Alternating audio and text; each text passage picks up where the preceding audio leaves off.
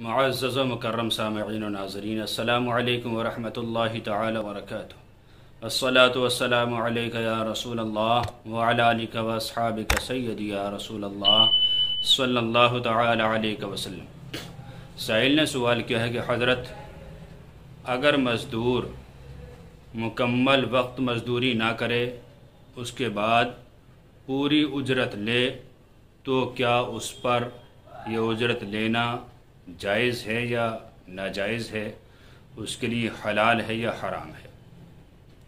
دیکھیے حضرات، مالک نے جو بھی وقت متعین کیا ہے یا جو وقت عام طور پر چل رہا ہے مزدوری کرنے کا یا کوئی بھی کاریگری کرنے کا یا دینی دنیاوی کوئی بھی ملازمت ہو، اگر جتنا وقت مالک نے دیا ہے اس وقت میں گھنٹہ 2 گھنٹہ آپ نے کاٹ دیا تو یہ مالک کو بتانا ضروری ہے، اور اگر آپ نے نہیں بتایا اور پوری اجرت لے لی تو جتنے گھنٹے آپ نے کام نہیں کیا، جتنے گھنٹے آرام میں رہ گئے، اس روزی کو لینا آپ کے لیے حرام ہے۔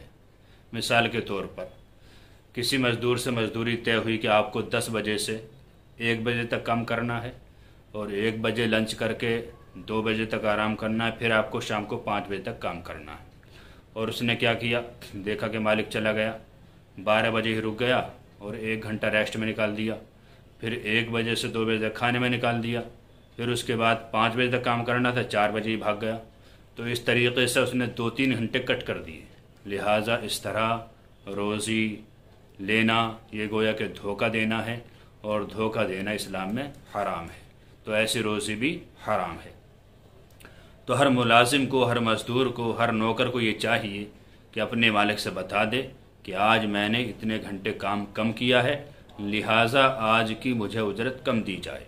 اگر وہ اجرت کم دے تو صحیح، اچھی بات ہے، فیصلہ صحیح ہے، اور اگر پوری کی پوری دے تو اس کا احسان ہے، یہ بھی اچھی بات ہے، لیکن بتا دینا ضروری ہے۔ چپکے سے اپنی طرف سے اسے دھوکہ دینا یہ بالکل ناجائز و حرام ہے۔ ہر ملازم کو چاہیے کہ اپنے وقت کی پابندی کرے اور جتنا کام اسے سونپا گیا ہو اسے پورا کرے۔ اللہ تعالیٰ سے دعا ہے کہ اللہ تعالیٰ ہمیں حلال روزی کھانے کمانے کی توفیق عطا فرمائے۔ السلام علیکم ورحمۃ اللہ، واللہ تعالیٰ عالم بالصواب۔